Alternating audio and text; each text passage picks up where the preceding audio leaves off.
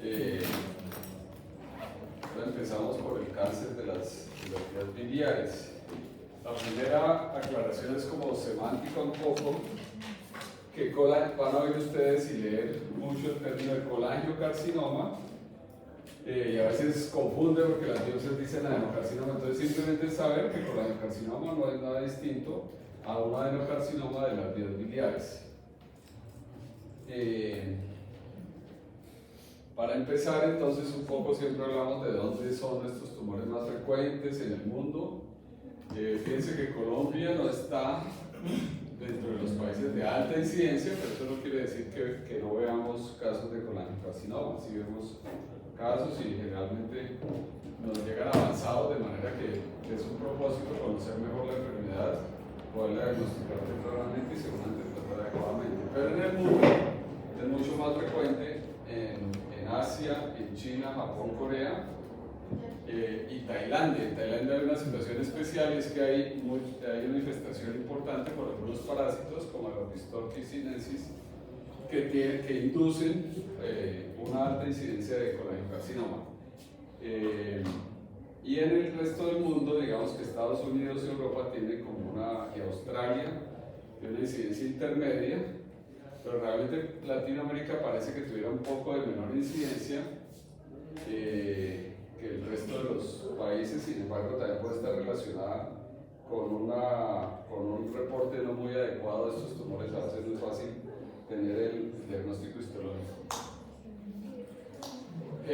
Como el árbol biliar es relativamente extenso y siempre se habían estudiado como un solo tumor, un solo tipo de tumor, estos colangiocarcinomas que pueden ir desde las células del árbol biliar intraparenquimatoso dentro del hígado, que a veces se ven como masas dentro del hígado, hasta la vía biliar distal del coledo coristal.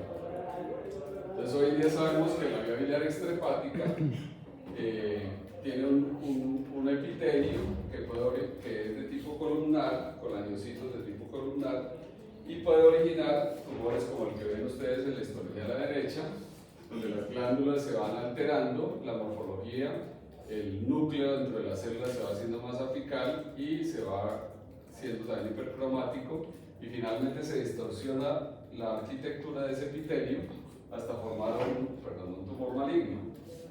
Entonces parece que es un poco diferente este epitelio distal de la vía biliar al epitelio biliar dentro del hígado, que tiene unas características, y ya se ha encontrado que tiene unas características un poco diferentes del colangiocarcinoma dentro del hígado. Entonces puede originarse tanto en las células ductales biliares, como también parece que tuvieran un factor importante, las glándulas peribiliares, que pocas veces las oímos nombrar en nuestra anatomía y nuestra histología. Creemos que son como conductos tubulares, pero realmente muchos desde el punto de vista histológico tienen estas glándulas peribiliares, y parece que ahí es donde principalmente se originan este tipo de tumores. Entonces vamos a hablar un poco de algunas clasificaciones que seguramente ustedes van a leer y van a ver nombrar de los colangiocarcinomas. La primera es la clasificación macroscópica, quiere decir los patólogos basados en las piezas quirúrgicas y en los estudios seguramente previamente antes de estudiar las necropsias.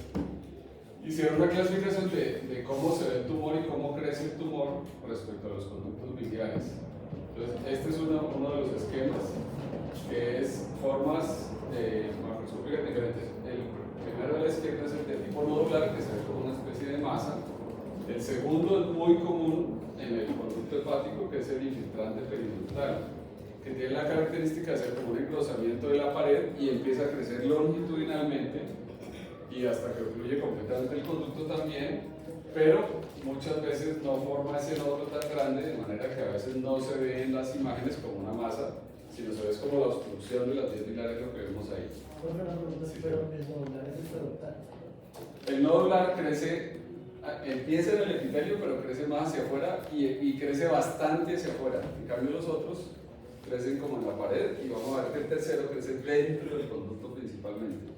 El tercero es el menos frecuente y parece que tiene un poco de mejor pronóstico, que es el de crecimiento intraductal, donde uno no ve tan deformada el conducto, sino que empieza a crecer como una especie de pólipo, digámoslo así, parecido haciendo la analogía con el colon o con el estómago.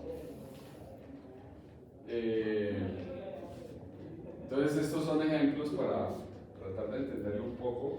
El primero, el que viene en la letra, es el de crecimiento nodular o produce masa parenquimatosa en el hígado. El segundo no se ve tan bien, ustedes ven aquí en este corte de como blanco alrededor de los conductos, y ese es el crecimiento periductal, se va rozando la pared y la ocluye, pero va a lo largo del conducto. Y el tercero, ojalá lo alcanzaran a ver bien, de cerca se ve bien que aquí hay un conducto y dentro está ocupado por un material como mucoide y también sólido, que es un poquito parecido a lo que sería un adenoma velloso de forma, como una coliflor dentro del conducto. Entonces son las tres grandes formas de presentación de los colangiocarcinomas desde el punto de vista macroscópico. Este es otro ejemplo, ya correlacionado un poco con la radiología, un ejemplo tan simple, pero ven ustedes una masa hipodensa en el lóbulo izquierdo. Tiene algo característico y es que tiene una reacción desmoplásica importante, entonces produce esta retracción capsular, ¿no? La superficie del hígado debería venir por aquí, la cápsula, y es tan fuerte la reacción desmoplásica que produce esta indentación, y eso se ve aquí en la imagen de la tomografía. En la imagen se ve, y es lo que se llama la retracción capsular, que es característica de los colangiocarcinomas. En cambio, fíjense que no se ve tan bien la masa, se ve que hay algo aquí, obstruye los conductos biliares, entonces vemos la dilatación distal al sitio de la obstrucción, y en la patología es parecido a lo que vimos ahora, como algo blanquecino a lo largo de los conductos, y esa es la representación también desde el punto de vista histológico de este tipo de tumores.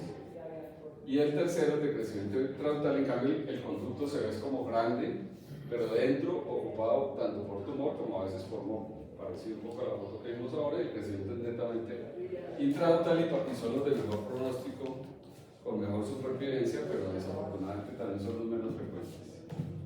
Esta es una patología de una pieza quirúrgica, alguno que tuvimos la oportunidad de tratar. Fíjense que al abrir el conducto casi que se salía el tumor abriendo el conducto y está dentro de la luz, apenas se agarraba el pedacito de la pared. Bueno, entonces esa es la clasificación macroscópica. Desde el punto de vista de topográfico, entonces hay el colangiocarcinoma intrahepático, que es una masa dentro del hígado. En segundo lugar, aquí incluimos el carcinoma de la vesícula biliar, cáncer de la vesícula biliar, obviamente va desde la vesícula hasta el cístico. El tercero sería el colangiocarcinoma tipo, esa P es de periductal, periliar, porque es topográfico lo que estamos hablando ahora. Periliar quiere decir que va desde los canales secundarios hasta la unión del cístico con el hepático. Los tumores que aparecen en esa zona se denominan tumores periliares. Y el tercero, que es esos son relativamente frecuentes comparados con los otros, 50-60% de los casos.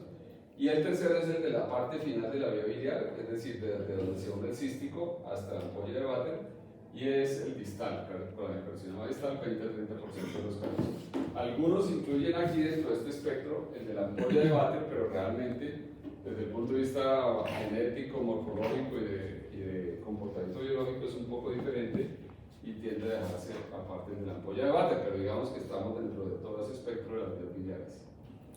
Y esta clasificación también casi con seguridad que si tienen un caso la van a oír porque los radiólogos la utilizan mucho, que es la clasificación de Bismuth-Corlett. Bismuth es un cirujano, Corlett era su radiólogo, y hicieron esta clasificación para este tipo de tumores. Hasta ahora no he nombrado el epónimo, lo van a nombrar ahora porque lo van a oír también, que es el de tumores de Klatskin, que son los tumores de la confluencia de los conductos hepáticos. Entonces, por mucho tiempo fueron muy reconocidos como tumores de Klatskin. Ustedes saben que en medicina ahora la tendencia es como a no utilizar tantos epónimos, sino nombres más técnicos, y por eso ya no se utiliza tanto. Entonces, lo clasifica depende del compromiso, sobre todo, se vuelve más difícil tratarlos cuando están dentro del hígado. Entonces, este tipo 1, que sería como el más, entre comillas, fácil de tratar, está en la confluencia, está por debajo de la confluencia de los hepáticos, hasta 2 centímetros sin comprometer la confluencia. El tipo 2 ya compromete la confluencia de los hepáticos.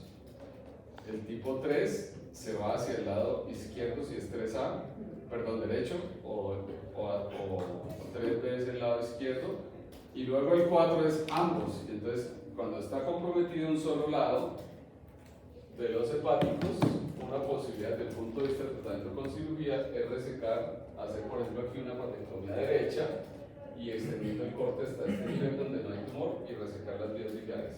Eso es una posibilidad en estos pacientes. Pero cuando ya es tipo 4, cuando ya toman volados, pues es imposible resecar los dos lados de la vía biliar y el hígado se quedaría sin donde drenar, entonces se consideran irresecables. Bueno, entonces simplemente hacemos estas clasificaciones porque las van a oír y leer seguramente.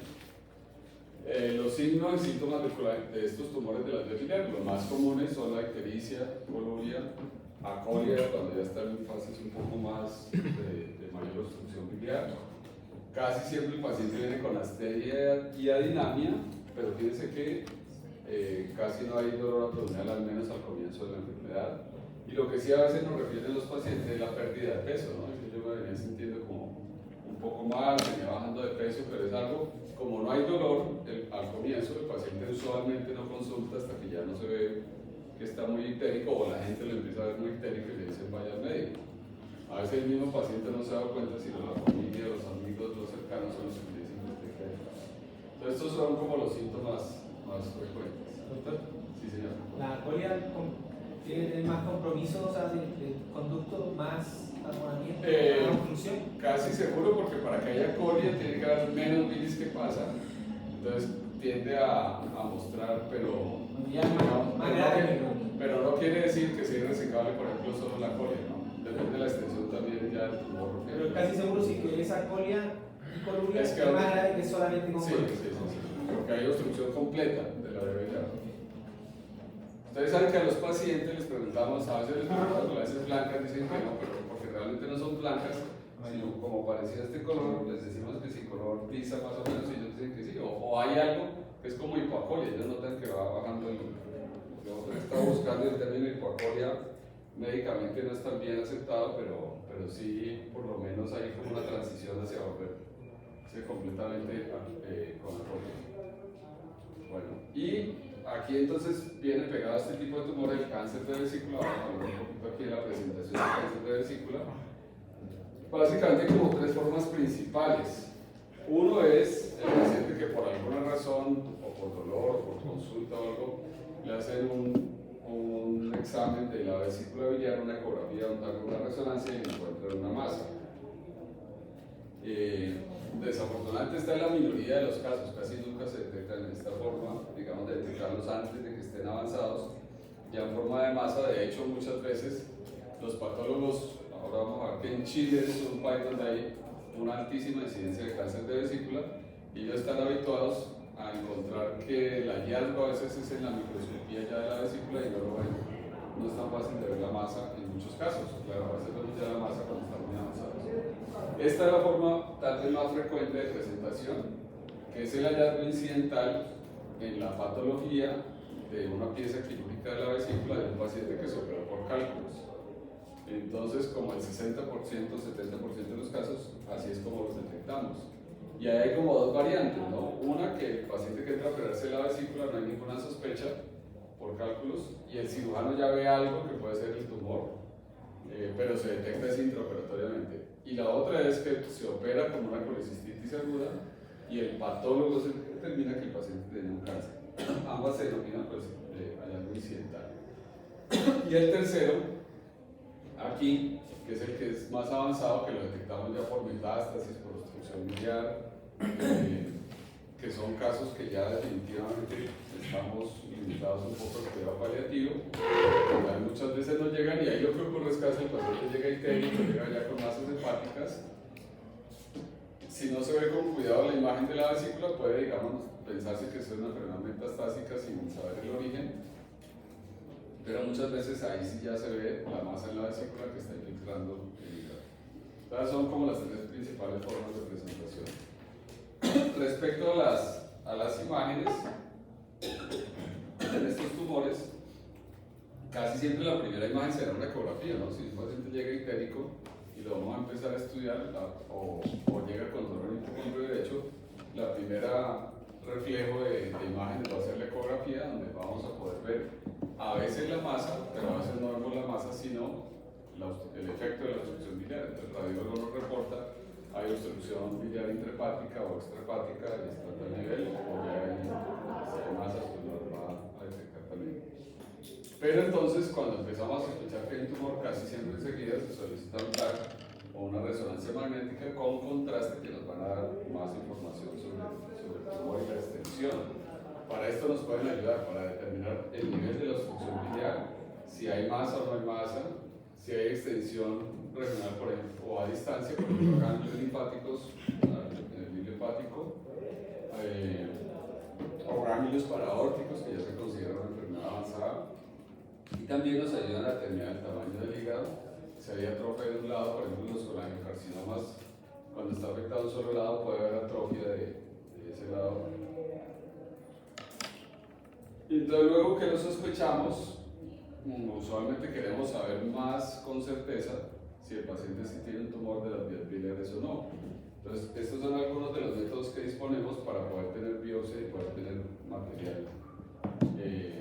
Entonces, una es como el paciente está ictérico, no es inusual que le pidan una CPR, ¿no? Ustedes recuerdan que quiere decir colangiopancreatografía retrograda endoscópica, un procedimiento que se hace con un endoscopio, que tiene de particular que el lente no está en la punta del endoscopio, sino tiene visión lateral para poder el endoscopista, digamos, situarse justo al frente de la ampolla de Vater. Cuando está en la punta es muy difícil ahí en el duodeno, tampoco es fácil darle la vuelta al endoscopio, no se logra ver bien la ampolla. Entonces, con una CEPRE le hacen cánula en la vía biliar, le hacen imágenes, inyectan contraste, y si hay sospecha de tumor, se puede hacer algo que es introducir una sondita como esa, con una guía, que en la punta tiene un cepillo muy fino. Entonces le hacen un cepillado, mueven el cepillo ya dentro de la vía biliar, vuelven a extraerlo y hacen una extendida. Sin embargo, el rendimiento de esto es relativamente bajo, la sensibilidad es como del 30% apenas.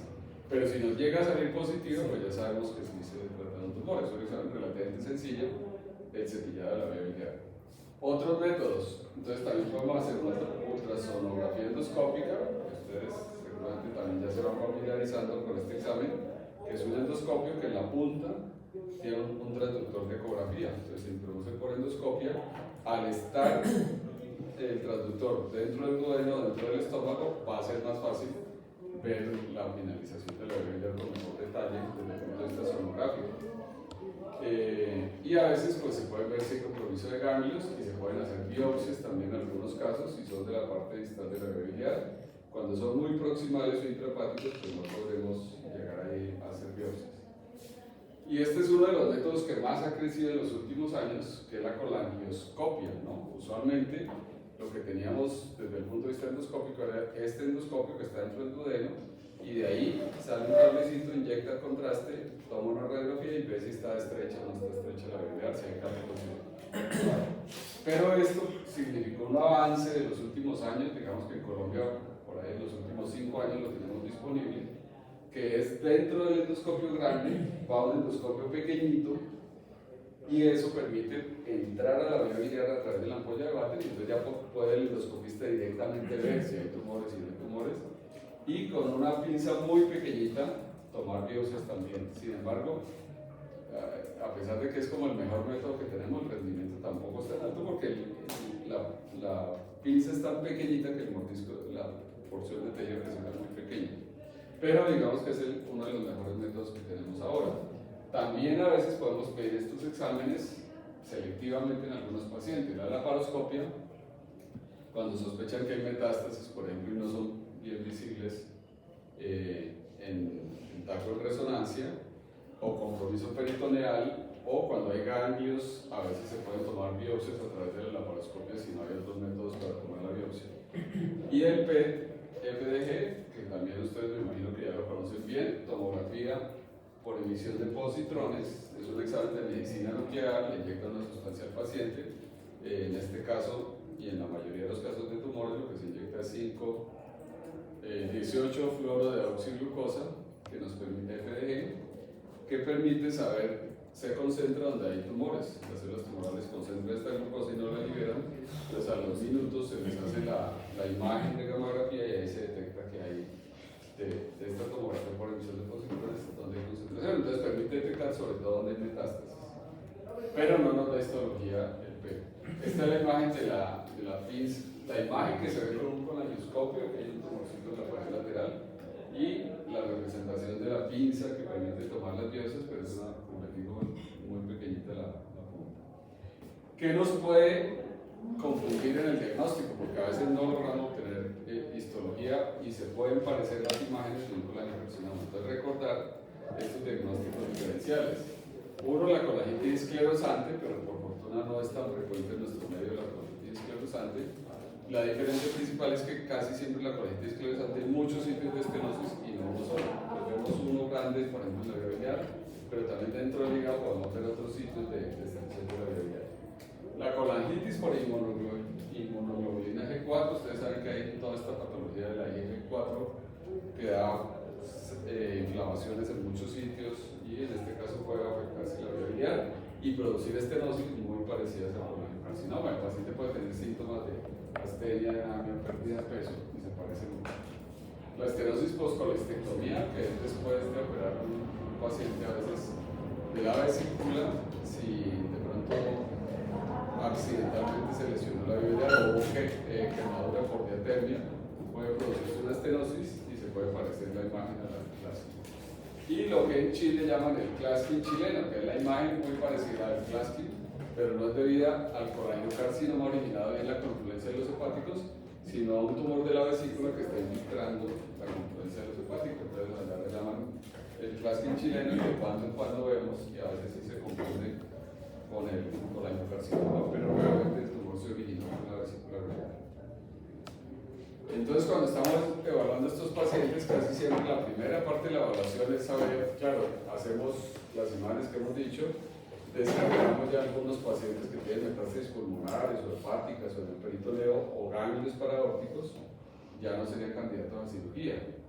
Entonces, a la pregunta de cuándo operar, a veces es más fácil responder cuándo no operarlos. Ya hemos retirado estos que tienen diseminación a distancia, entonces hígado, pulmón, peritoneo no se operan, o el paciente que ya viene con comorbilidades que no lo hacen apto para una cirugía que casi siempre implica, por ejemplo, retirar un medio lado del hígado, patectomía derecha o patectomía izquierda.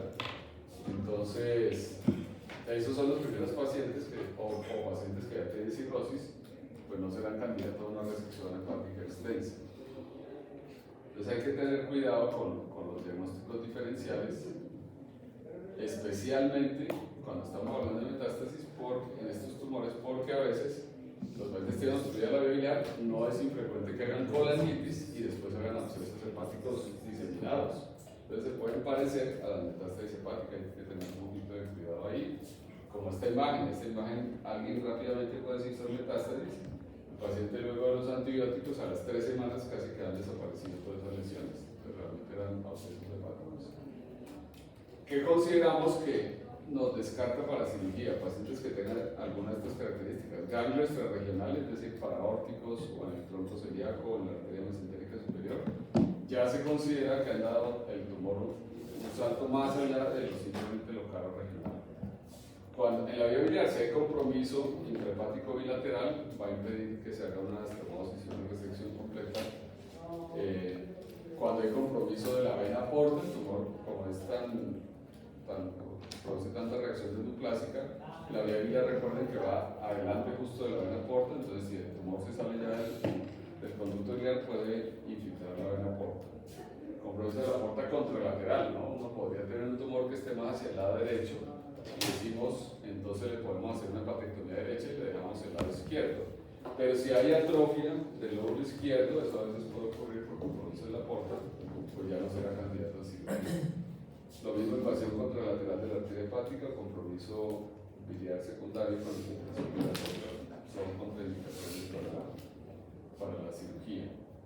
Entonces es importante recordar las relaciones anatómicas de este tumor. Es un tumor relativamente pequeño, a veces ni siquiera se ve la masa en las imágenes, pero está recostadito sobre la vena porta y muy cerca de la arteria hepática, sobre todo la arteria hepática derecha cruza aquí, pero a veces cruza un poco más arriba y entonces se puede infiltrar rápidamente al inicio del tumor. Entonces esto es un poco una representación de algo que contraindicaría la cirugía. Por ejemplo, si el paciente tiene tumor a este lado, pero tiene atrofia del lóbulo izquierdo, pues no podríamos resecarlo, o si tiene compromiso de los otros lados.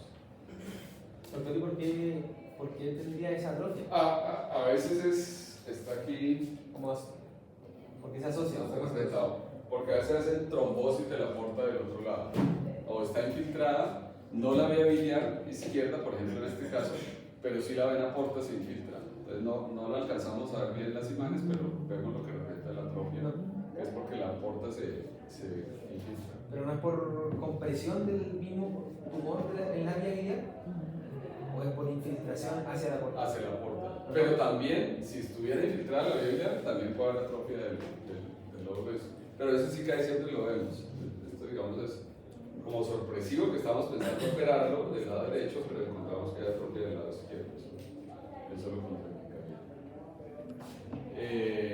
Entonces la cirugía, por eso también hablamos que en general deben ser pacientes que tengan ciertas condiciones funcionales, porque la cirugía casi siempre implica una hemihepatectomía, partida del lado derecho, la partida del lado izquierdo del hígado, la resección de la vía biliar, linfanectomía, hay que resecar los ganglios, y en algunos casos hay que hacer resección del lóbulo caudado, porque ustedes recuerdan que la compluencia de los hepáticos está aquí. El caudado no tiene segmentos propios, canales biliares grandes, sino llegan muchos conducticos que llegan alrededor de la compluencia de los hepáticos. El lumbar es el que está ahí detrás. Entonces es muy frecuente que si hay compromiso tumoral aquí, haya compromiso del caudado y a veces hay que resecar. Y resección vascular cuando implica una resección de la vena porta para poder resecar el tumor completamente. De una manera muy esquemática, la cirugía, si aquí estuviera el tumor en la confluencia de los hepáticos, casi siempre la cirugía empieza por hacer la linfanectomía de la arteria hepática, la vena porta, y se secciona el colédoco. Si ustedes recuerdan que viene anterior, es lo que viene más anterior. Al seccionarlo, empezamos a levantar el tumor y vamos separándolo de la vena porta y la arteria hepática hasta llegar al límite donde está el tumor. En este caso, se mete al lado derecho, está planeado retirar el lado derecho, pero el lado izquierdo buscamos hasta donde ya no haya tumor para cortar el conducto biliar, y eso implica hacer la resección hepática a este nivel también. Y aquí está dibujado el caudado. Les decía que muchas veces hay que resecar también el lóbulo caudado. Entonces este es como el esquema de la cirugía que se hace en estos tumores. Esto es lo que se resecaría. Muchas veces, por ejemplo, al levantar la vía biliar, esta es la vena porta que queda atrás, se va disecando y se encuentra que hay infiltración de tumor ahí. Lo importante entonces, la recomendación no es empezar a liberarlo, porque iría a quedar la porta aquí con tumor, sino resecarla también. Se puede cortar acá, esta es el tronco de la porta, esta es la izquierda, y se anastomosa en las dos, porque le vamos a dejar el lado izquierdo. A pesar de toda esta cirugía tan extensa, pues la expectativa de supervivencia de los pacientes es relativamente pobre. Cuando se pueden resecar completamente, a 60 meses, que serían 5 años, está vivo más o menos el 40% de los pacientes, 60 ya fallecidos. Pero además, muy pocos son candidatos a la cirugía. Bueno, entonces todo esto que hemos hablado hasta aquí es de colangiocarcinoma de los hepáticos. Y vamos a hablar un poco también del tratamiento del cáncer de vesícula biliar. Como la mayoría se detecta en el momento de la colecistectomía, o después de la colecistectomía, cuando llega el patólogo y nos reporta, un pedacito de ventaja que tenemos de esa situación es que vamos a poder saber exactamente hasta qué capa está infiltrada la vesícula, y de acuerdo a eso, pues el patólogo nos la puede clasificar como T1, T2, T3 o T4.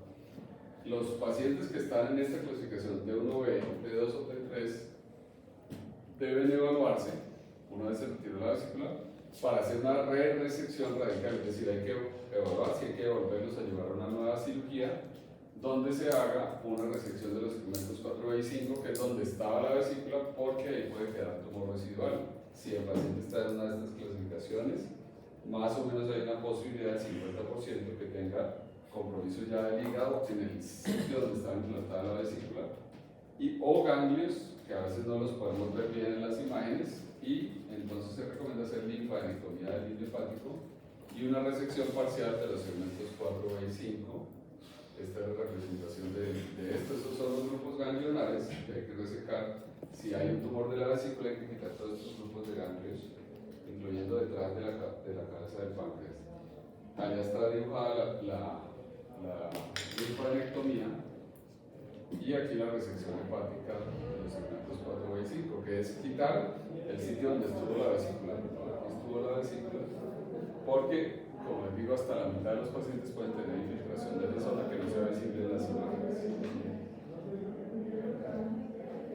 Bueno, entonces, como conclusión de esta parte, el abordaje del colangiocarcinoma extrahepático es complejo, es ideal un abordaje interdisciplinario, y aunque hay avances recientes, se requiere un mejor desarrollo para lograr mejores resultados. Todavía muchos pacientes no son candidatos a resección quirúrgica. Bueno, y pasamos al cáncer de páncreas. Cuando hablamos de cáncer de páncreas, casi siempre estamos hablando de adenocarcinoma del páncreas. Pero hay que recordar que existen otros tumores en el páncreas, especialmente los más frecuentes después del adeno, son estos que llamamos tumores neuroendocrinos. Y algunos son funcionantes porque producen hormonas como la insulina, el glucagón o la gastrina, pero la mayoría realmente son no funcionantes como tumores neuroendocrinos. Simplemente recordar que existen estos otros tumores, pero cuando hablamos de cáncer de páncreas nos centramos en el adenocarcinoma. Desafortunadamente tiene estas características epidemiológicas. En la barra azul está la incidencia mundial en el 2020 para ambos sexos de incidencia y mortalidad ajustadas por edad. Cáncer de seno, entonces ustedes ven en la barra azul la incidencia en número de pacientes por 100.000 personas por año, y en la barra roja la mortalidad. Entonces hay una diferencia, pero en el páncreas está muy cerquita la barra azul de la barra roja. Si hacemos una relación entre las dos, nos daría algo que se puede denominar que tiene un 92% de letalidad, es decir, casi se mueren casi el mismo número de personas que se diagnostican cada año con cáncer de páncreas. Entonces sigue siendo un tumor muy letal. Vamos a ver ahora que hay algunos avances, pero a pesar de eso sigue siendo un tumor con una pobre expectativa de supervivencia para la mayoría de los pacientes. Para hablar un poco de la epidemiología del cáncer de páncreas, recordemos uno que es más frecuente en hombres que en mujeres, un poco más. La edad promedio a la que se diagnostica es de 73 años, pero la mayoría, para dar un rango, la mayoría de los pacientes están entre los 60 y los 80 años. Sin embargo, como está ocurriendo, ustedes seguramente ya lo oído en muchos tumores, hay una tendencia a aumentar en los jóvenes, pero aún está muy lejos la incidencia en jóvenes de la de personas mayores. Casualmente esta semana vimos una paciente de 52 años con cáncer de páncreas. Era muy raro, casi todos los detectábamos después de los 60 a los 70 años, pero ya empezamos a ver más pacientes con a edad más temprana con el diagnóstico, incluso pacientes de 40 años que casi nunca veíamos, ahora vemos. No se sabe la razón exacta, pero probablemente estamos expuestos a agentes carcinógenos más tempranamente en la vida, en la alimentación, en la contaminación de químicos, etcétera, etcétera. Probablemente, no está del todo aclarado esto. Y hay unas bases biológicas interesantes, son negativas, pero el entenderlas probablemente nos va a permitir conocer mejor y tratarlo, posiblemente el cáncer de páncreas de mejor manera. La primera es que es un tumor que tiene un estroma muy fuerte. Entonces, esta es una foto de un páncreas cortado con el tumor, con el cáncer de páncreas, un poquito parecido a la que les mostré al comienzo del colangiocarcinoma intrahepático, pero este es mucho más frecuente en la carcinoma de páncreas. Y entonces vemos ese tumor muy blanco, ustedes lo ven, casi no tiene vasos sanguíneos, produce como retracción, los bordes aquí los vemos relativamente bien definidos, pero en las imágenes a veces no logramos ver también los bordes. Como está un poco vascularizado, eso tiene una representación en las imágenes donde no le llega tanto flujo sanguíneo arterial o venoso. Y en la histología, vemos por ahí, y por ejemplo, glándulas atípicas con alteraciones de los núcleos y de la disposición de la altura del epitelio que va siendo variable, pero embebidas en todo este estroma fibroso, ¿no? Mucho colágeno, muchos fibroblastos alrededor, y y esa es la característica especial del carcinoma de páncreas. Entonces una característica es que se va como pegando, le decimos nosotros, va echando como raicitas, le decimos a los pacientes para explicarles, porque es como así, como una matita creciendo con raíces pequeñas hacia los lados, y eso hace que con frecuencia, por ejemplo, invada la vena porta. Vamos a verlo ahora más adelante. Entonces, oye, esas características especiales tienen unas consecuencias. Una de esas es que tiene una baja, estas son las características principales, tiene un abundante depósito de matriz extracelular, y entonces se ha intentado con medicamentos destruir, digamos, esta matriz extracelular porque probablemente eso impide que lleguen por un lado las células de defensa del organismo. Ustedes saben que ahora se estudia mucho el microambiente tumoral, que es todas estas células que están alrededor del tumor. Ya no solo nos centramos en el tumor, sino en lo que hay alrededor del tumor, y le llegan muy pocas células inmunes. Hay una baja densidad de vasos, entonces, por ejemplo, no le llegan fácil los medicamentos al tumor, la concentración que llega ahí no es tan alta. Hay una alta concentración de fibroblastos asociados al cáncer, que producen toda esa fibrosis, pero además otras características de inmunosupresión. Y finalmente, pues las células inmunes no tienen como la misma respuesta antitumoral que los que tenemos para la mayoría de los tumores, ¿no? Ustedes saben que hay teorías que dicen que probablemente todos nosotros tengamos en algún momento de la vida tumores que el organismo es capaz de controlar, no logramos ni siquiera detectarlos. Y entonces cuando se desarrolla un tumor y crece, probablemente ya han pasado muchas veces que el organismo lo ha detectado, ¿no? El problema es que a veces el tumor encuentra la vía de escape a las defensas, y eso es lo que más contribuye a que se forme el cáncer. Entonces eso, decíamos, tiene una implicación. Este es un corte axial de un TAC. Aquí ven la columna, los riñones para orientarnos, la aorta. Por delante estaría el páncreas, aquí está la vena mesentérica superior y la aorta, y todo este es el tumor del páncreas que está infiltrando prácticamente tanto la arteria como la vena mesentérica superior. Otro efecto de este estroma, como tan denso, lo ven en la foto a la derecha. La flecha más larga es donde está el tumor, y en las flechas pequeñitas ven el conducto de Wilson, que se alcanza a insinuar ahí, se va dilatando porque es tan fuerte esa fibrosis que impide que el líquido pancreático fluya, o fluye, digamos, el conducto pancreático. Entonces se va dilatando distalmente hacia la cola, y también va produciendo atrofia del parénquima. Es un parénquima ya mucho más delgado que lo que tendríamos normalmente del páncreas. Otra vez una foto con un gran contenido de fibroblastos de ese estroma fibroso. Y el estudio de esto ha permitido también caracterizar mejor y buscar las bases biológicas del cáncer de páncreas. Entonces se ha logrado, por ejemplo, hacer microdisecciones donde se separa el tejido pancreático normal del tumor y del estroma. Y eso ha permitido caracterizar ciertas modificaciones genéticas en cada una de estas partes y clasificarlos en clásico y un tipo de tumor que se llama un subtipo que se llama basal-like. Cada uno tiene unas características mutacionales características, y entre otras hay varias, pero una de esas interesantes es que el 95% de los pacientes que tienen cáncer de páncreas tienen mutación del KRAS, pero las mutaciones varían y parece que el tipo de mutación que tengan del KRAS, ustedes los ven ahí representadas, pues es diferente. Fíjense que casi todos los del basal-like tienen la mutación del G12D, a diferencia de las otras variedades que se presentan en la variedad clásica. Entonces eso hace que se vayan caracterizando. Probablemente ustedes saben que la tendencia en el manejo del cáncer es personalizar, buscar el subtipo más específico, buscarle tratamiento de ese subtipo y así poder controlarlo mejor. Estas son las mutaciones estas son las mutaciones más frecuentes en el basal-like, todas estas, mientras que estas son las del otro tipo clásico. Y vemos allá como la supervivencia es diferente con el clásico y el basal-like, pero ambas son muy malas. Si ustedes ven ahí, a 60 meses de este estudio, que no es tan grande, pero hay más de 100 pacientes ahí, había fallecido el 90% casi de los pacientes, y de este subtipo habían fallecido todos antes de los 5 años.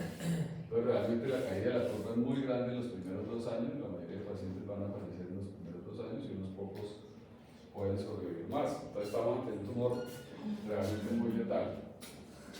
Y algunas características que han encontrado diferentes y es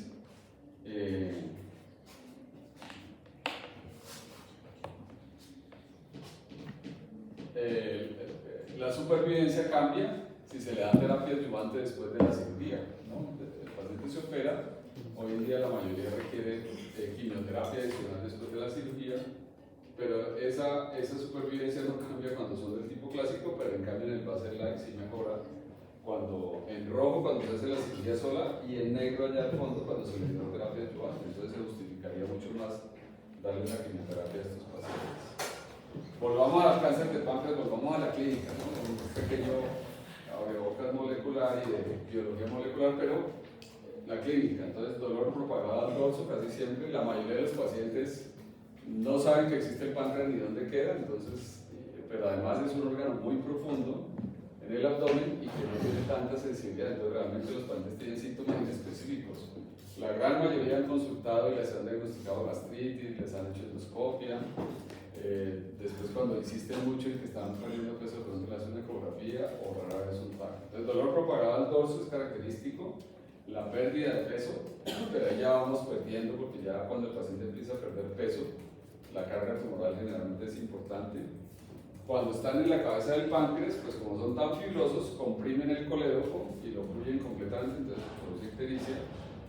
Recuerdan ustedes que cuando veían ustedes seguramente me sienten las trombosis venosas, que los cánceres a veces se exponen. El de páncreas es uno de los que más causa trombosis venosa y hay un fenómeno que es la trombosis migratoria. Entonces hay que estar como alerta, pacientes sin muchos antecedentes que hacen una trombosis venosa de edad media, 40, 50, 60 años, hay que hacerle exámenes y descartarle, por ejemplo, un cáncer de páncreas.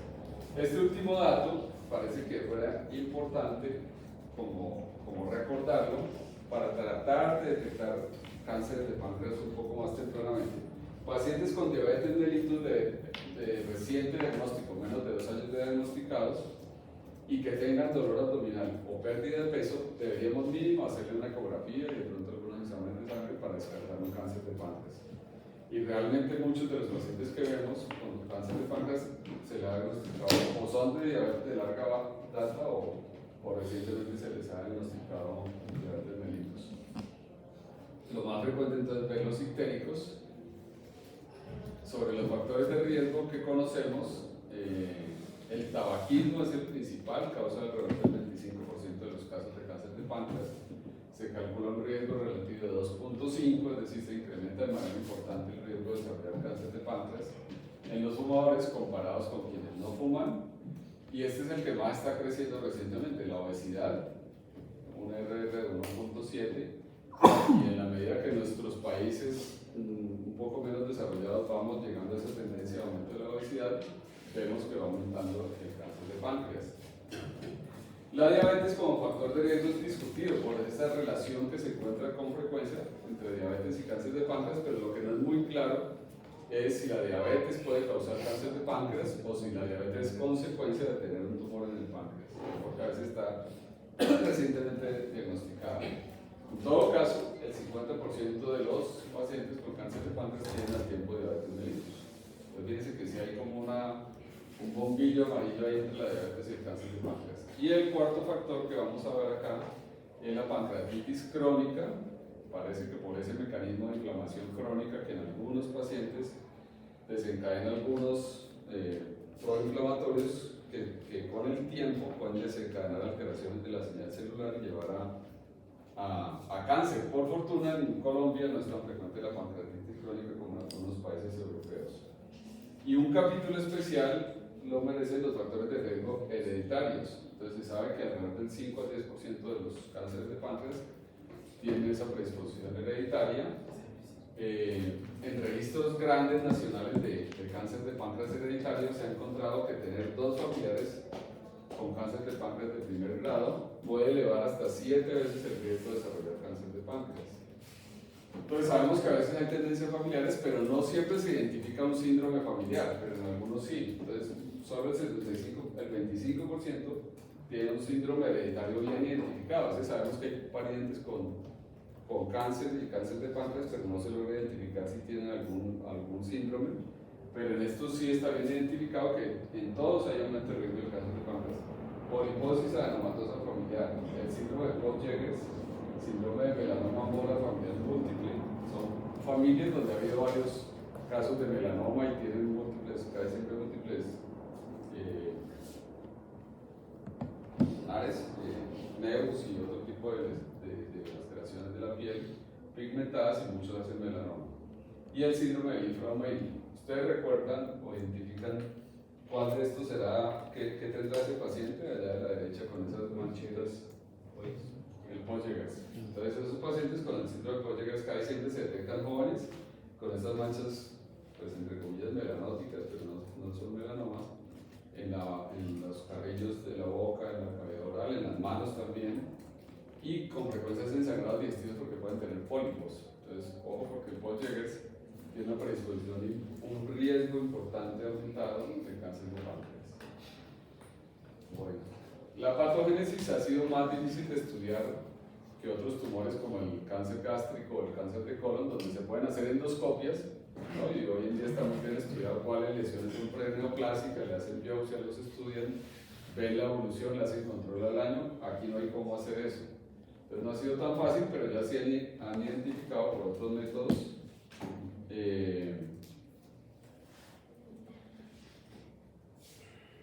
Y se ha establecido que probablemente esta sea la evolución desde un epitelio normal, algo que se ha denominado neoplasia intraepitelial del páncreas tipo 1A, 1B, 2. Cuando ya llega a 3, se considera un cáncer in situ y el siguiente paso es ser invasor. Y estas son las mutaciones con las que se han relacionado estos pasos. Entonces digamos que ya se ha identificado, pero esto es microscópico y es indetectable. Realmente lo conocemos es porque a veces en la pieza de las pancreatectomías por cáncer, a los lados se encuentran estas lesiones incipientes y eso es lo que ha permitido estudiarlos. Pero es muy difícil detectarlos tempranamente. Probablemente haya dos caminos de estos dos tipos de lesiones hacia el cáncer de páncreas. Uno son estas alteraciones del neoplasia intraepitelial, PARIN 1, 2, 3.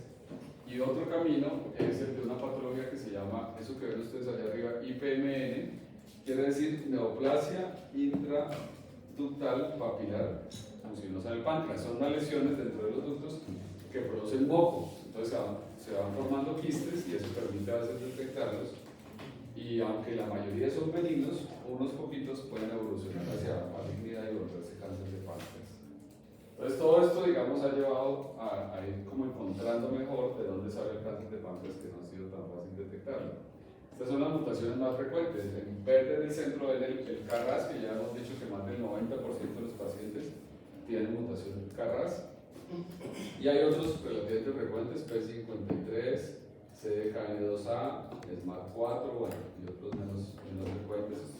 Pero es importante que en muchos casos se logran identificar estas metástasis. Para el cirujano, que será importante cuando detectamos un cáncer de páncreas. Entonces aquí hemos puesto algunas preguntas que vamos resolviendo desde el punto de vista de las imágenes. ¿Para qué son importantes las imágenes? Entonces, uno, a veces nos permite sospechar si ese tumor es un adenocarcinoma o no. Resulta que los tumores neuroendocrinos, por ejemplo, son muy vascularizados, bien delimitados, entonces hay un realce en la fase arterial. En cambio, estos hemos dicho que casi no tienen vasos. Entonces, en un TAC se verá hipodenso el cáncer de páncreas, mientras que un neuroendocrino se ve como hipervascular, hiperdenso con el contraste, y eso ya nos hace sospechar que no es un cáncer, un adenocarcinoma de páncreas. También, pues, algunas características de las pancreatitis crónicas, como tener calcificaciones a lo largo del páncreas, pues nos pueden hacer levantar sospecha de que sea otra patología cuando estamos analizando una masa en el páncreas. Por supuesto, es importante estadificarlo, saber si hay metástasis a distancia, en el hígado, en el pulmón, los ganglios paraórticos, y evaluar la resecabilidad, saber si el tumor podemos resecarlo. ¿Qué es lo que más impide localmente la resecabilidad? Que estén infiltrados los vasos vecinos, especialmente la vena porta, pero también a veces en esos tumores del cuerpo del páncreas se puede infiltrar el tronco celíaco o la arteria mesentérica superior y eso impedir que podamos resecarlo. Finalmente, dos detalles ahí, bueno, para ustedes no tan relevantes, pero para el cirujano saber si hay una estenosis del tronco celíaco, porque resulta que en la pancreatoduodenectomía hay que cortar una arteria que se llama la gastrodenal litigaria, y resulta que si el paciente tenía una estenosis del tronco celíaco, el flujo del hígado venía por las anastomosis que se forman con las pancreaticodenales. Si llegamos a arterias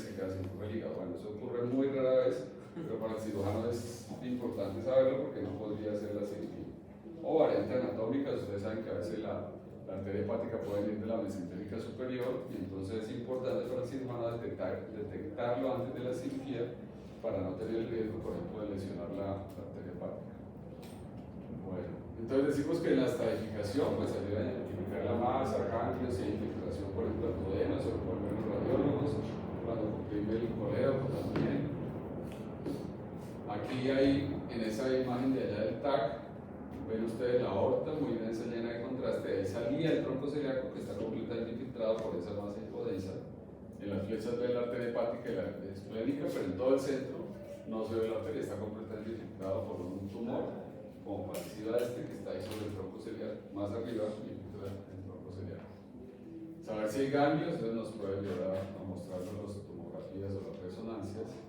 Si hay metástasis en el hígado especialmente, lo detectamos relativamente fácil con TAC o con resonancia. Una vez hacemos esa evaluación, pues vamos a saber si el paciente puede ser candidato a cirugía o no. Como estas cirugías son extensas también, hay que contar con lo que ya hemos mencionado, que el paciente esté en condiciones funcionales fisiológicas adecuadas para una cirugía. Entonces, en el tratamiento, cuando intentamos resecarlo y intentamos curar al paciente, porque ya vimos que la supervivencia no es tan buena, si depende del sitio donde esté, si está en la cabeza del páncreas, la cirugía será una pancreatoduodenectomía. Si está en el cuerpo, en la cola del páncreas, será una cirugía que se llama pancreatectomía distal. Pero la mayoría de pacientes no nos llegan cuando son buenos candidatos a resección quirúrgica, sino cuando ya están más avanzados y debemos brindarle mejor calidad de vida al paciente. Dos factores que alteran mucho la calidad de vida de estos pacientes son la ictericia, que les produce la obstrucción biliar, les produce prurito. Si ustedes han visto a los pacientes con ictericia que muchas veces se quedan primero del prurito, y ese prurito casi que no se mejora hasta que no se alivia la obstrucción biliar, por más de que le tenemos antihistamínicos, eso no se mejora. Entonces hay que pensar en que hay que derivar la vía biliar. Y puede haber, bueno, y la otra es que ahora lo mostramos, se obstruye muchas veces el duodeno, el paciente empieza a tener vómito, y entonces hay que buscar cómo aliviar esa obstrucción duodenal y esa obstrucción biliar. Se puede hacer por cualquiera de estas tres vías. Hoy en día usamos más estas menos invasivas, que son la vía radiológica percutánea de drenajes o la vía endoscópica a través de stents, y rara vez la vía quirúrgica solo para paliación, ya lo usamos menos, hacer anastomosis, por ejemplo, bypass del estómago al yeyuno para evitar que el líquido tenga que pasar por el duodeno donde está obstruido. De manera muy esquemática, aquí vemos en qué consiste la pancreatodenectomía operación de Whipple. Entonces se reseca, van a ver, este es también de los epónimos que todavía sigue sonando mucho y por eso lo dejamos ahí. Hasta los pacientes a veces se lo aprenden porque buscan en internet y en Estados Unidos lo usan muchísimo todavía la operación de Whipple. Entonces se reseca la cabeza del páncreas, el duodeno, que ustedes recuerdan que anatómicamente vienen íntimamente unidos, entonces vienen separados la cabeza del duodeno, y el colédoco viene también adherido atrás, entonces hay que resecar el colédoco y la vesícula biliar. Todo esto es lo que se reseca. Una vez se reseca esto, aquí hemos cortado entre el duodeno y el yeyuno después del ángulo de Graves.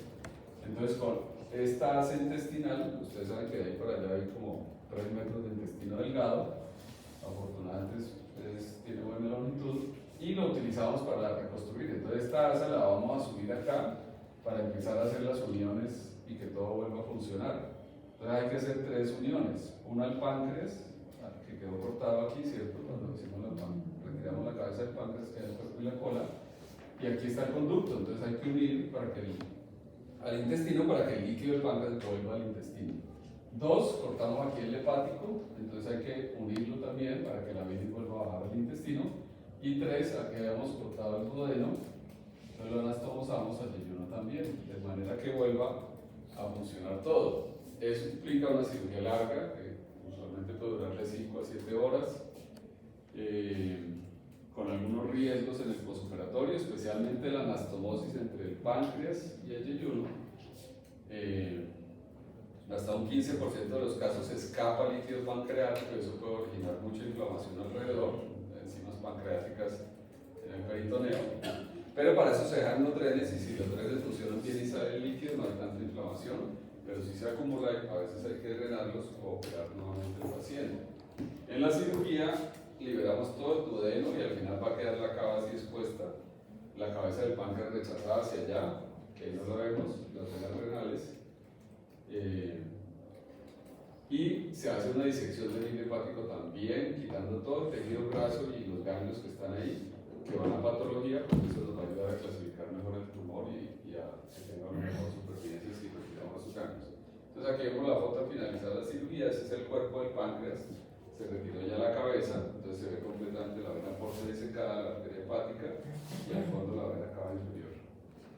Y esta es la representación gráfica de las tres anastomosis, el páncreas, al yeyuno. Yo digo, esto es la anastomosis más rara tal vez que hacemos porque estamos anastomosando un órgano sólido a un órgano hueco como es el yeyuno.